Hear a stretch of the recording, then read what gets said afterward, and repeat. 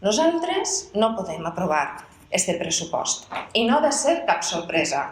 Diem el mateix ací, al saló de plenaris, que al carrer, que als periodistes, que als despatxos. Són diverses les raons. En primer lloc, és un pressupost que baixa. El mateix alcalde ha dit que no és un bon pressupost, però el que no ha dit és que baixa perquè el del 2019, com que eren eleccions, estava especialment inflat. Perquè tindre uns mesos a un munt d'operaris a correcuita, arreglant carrers i posant floretes, té un preu. I ara ho estem pagant. Ara no ho paga només el PSOE, ho paguem totes i tots els ciutadans. Ens neguem a entendre, en segon lloc, que aquest saló de plenaris és un teatre que hem de fer cada mes. Si s'aproven així mesures, s'han de traslladar al pressupost. O ens vol dir el govern que no hi té cap respecte per als debats i els acords que així es generen. No vegem cap partida per a serveis de cura en espectacles culturals, que es va aprovar, ni per la lluita contra l'obesitat infantil, que també es va aprovar, ni per a l'estudi d'accessibilitat dels edificis, que també es va aprovar, ni la lluita contra el joc patològic ni l'Observatori de Condicions de Vida. Propostes en presentem.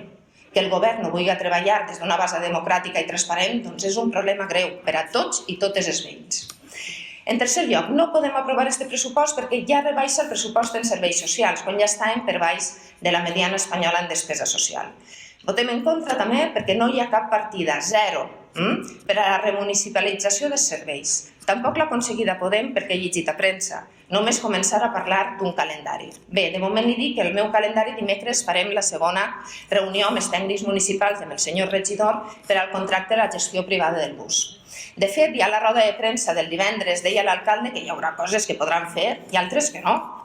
Quan jurídicament, i vull que quede clar, no hi ha cap impediment en revertir la privatització de serveis en acabar-se el contracte. Enguany, cap ni una.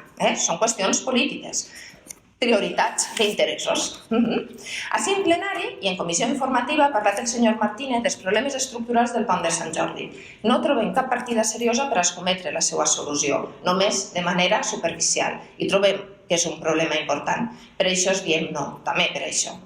No hi ha cap partida que tingui incidència real per a millorar la precarietat en la que es troba el nostre centre històric. Cap. La que hi ha és per a la seva promoció comercial, no per a solucionar la situació d'un centre que ens cau a trossos, i això ens fa dir que no. No el podem aprovar perquè entenem que és un paper mullat, doncs tenen un baixíssim índex d'execució del pressupost. A qualsevol empresa, això seria un indicador de pèssima eficiència en la feina. No confiem en que ara executen el que han promès, però estaríem molt contentes de que ens equivocarem. I a més, una cosa que crec que és bàsica per entendre com treballa el govern de Toni Francesc. Si sumem totes les partides que ja tenen nom, és a dir, les que són donades a dit sense concurrència competitiva i, per tant, sense garantia de transparència i fiscalització, acaba ja. Estem parlant de més d'1.200.000 euros. Que mira, aquesta partida sí que ha pujat, en un 12%.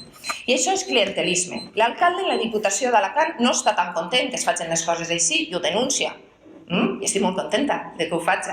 Però ve així i així sí que ho fa. Per què? Perquè el beneficia a ell i al seu govern. Si és així, com es voleu que funcioni? Com voleu que funcioni la política? Com sempre, de manera fosca i interessada. Nosaltres ens neguem a acceptar això.